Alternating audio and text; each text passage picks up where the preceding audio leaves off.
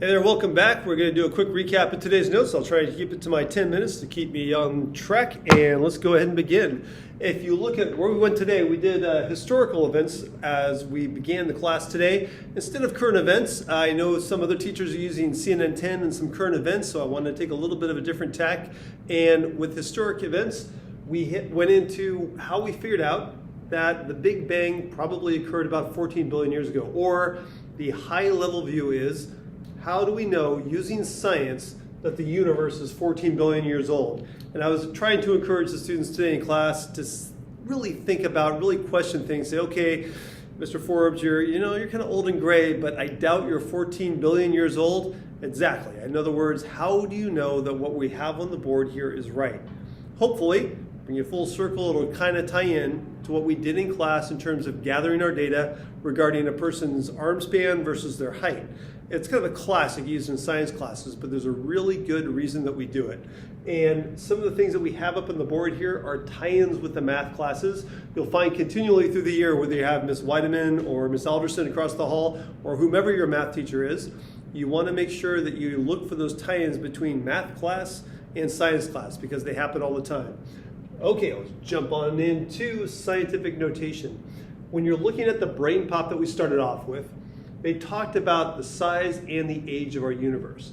Now, in science class, a little bit of a detour here into some of the math that we need to understand things in this class is you're talking about a universe that contains a vast number of stars. Going back about a century, we had about 200 billion stars as being pretty much the limit of the entire universe.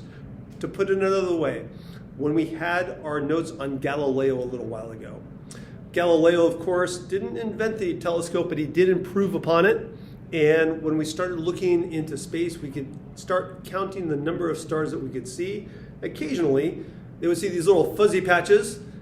They put these fuzzy patches in a list and said, well, we'll get to those later when telescopes get better. But when you see those spiral pictures of a galaxy, we thought our galaxy, the Milky Way galaxy, was it. However, just about a century ago, as telescopes got a little better, we started zooming in on those fuzzy patches. It turns out those fuzzy patches weren't just blobs of gas. They were sometimes within our galaxy, but often they turned out to be other galaxies themselves.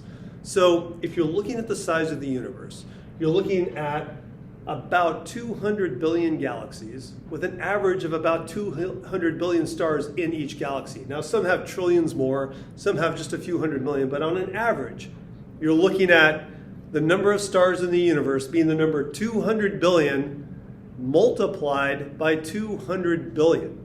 Now, that's in our visible universe. Not to even get into the multiverse, which was something that we had fun talking about in one of the classes. Okay, if you're talking 200 billion multiplied by 200 billion, you're talking about a number that looks like this. It's a 4 followed by 22 zeros, 40 sextillion. When you're talking about numbers like that, you can't really write out 22 zeros very easily all the time. So what we do is we use a little bit of scientific notation in this class over the course of the year. I want you to look for it. We're going to do a whole unit on it, but a little bit like we talked about the metric system being a lot easier because it's based on 10. Here, we're using exponents to represent the number 40 sextillion, a 4 followed by 22 zeros. It would be 2 times 10 to the 11th multiplied, by 2 times 10 to the 11th. You get 4 times 10 to the 22nd. Using exponents is very, very easy, and it's also necessary in science because we're going to be talking about some really big numbers. Now, again, going in talking about the size and the age of the universe, how does that relate to what we did in class when we're collecting data, or the Mythbusters football experiment, for example, that we did just the other day? Well, if we check out this graph behind me, this right here represents the arm span. In other words, once again, we did the arm span in class. How far do your arms reach when you have them stretched out versus your height? Now, a quick overview is simply this. Once we plot this, by the way, was real data. This particular one was from college students. I projected it onto the board and then copied it. And if you look at the dots, each dot represents one person that was a data point, a trial, on our graph And if you're looking, for example, this person right here, my arm span, by the way, was 177. My height was 180 when we did it in class. So I would be somewhere around there. I'd be one of those dots if I was on this particular chart. The students were asked in class, so what's the deliverable? What am I asking the students to do? To make a chart based on their 10 data points that we collected here in our classroom in room B1. Once you get all these dots on a chart, great. What do you do with them? Also, we talked a tiny bit. I put this one in a different color. Sometimes you get a dot that doesn't seem to, it seems to be way off from the rest of the data. We call those outliers. They do happen. It doesn't take away from the fact that most of the dots lie in basically a line right here. Well, let's check this out. If you have all these dots that are gathered in almost a straight line, it tells us something very important about our experiment. It tells us that, you know what, there is, a connection between the independent variable and the dependent variable. It means we think that there seems to be a connection. Now, the closer they are to a line, and it'll never make a perfect straight line, but the closer they are to a perfect line like this, it means there's what we call in science a positive relationship. When you're looking at the beginning of class, we talked about historic events and the Big Bang. Wanted to express to the students. In other words, I wanted to get across some of the biggest ideas, the 10,000-foot view, if you will, that when you're looking at something like us knowing now, this generation, that the universe is about 14 billion years old. We found that out because we start doing science like this. To put it another way, Edwin Hubble, one of the names that we come across in this class, I have him down here as somebody to look up for yourselves. You've probably heard of the Hubble Space Telescope, was looking into space about a century ago. We started talking about Galileo the other day. While Galileo had telescopes, they weren't as good as Hubble's telescope, and when he started to look at stars and galaxies, he basically did this exact thing. He started to plot, he started to put on a graph how far away was the galaxy versus how fast did it seem to be moving away from us. Not every galaxy is moving away from us. Most are, though. For example, an outlier might be the Andromeda Galaxy. The Andromeda Galaxy and the Milky Way Galaxy are headed for a collision in about 4 billion years. They're not moving apart, but most galaxies, as we look into deep space, are moving apart from us. They're moving apart from every other galaxy. In other words, the universe seems to be expanding. When you put it in a graph like this, you can figure out that the further you get away, the faster it seems to be going.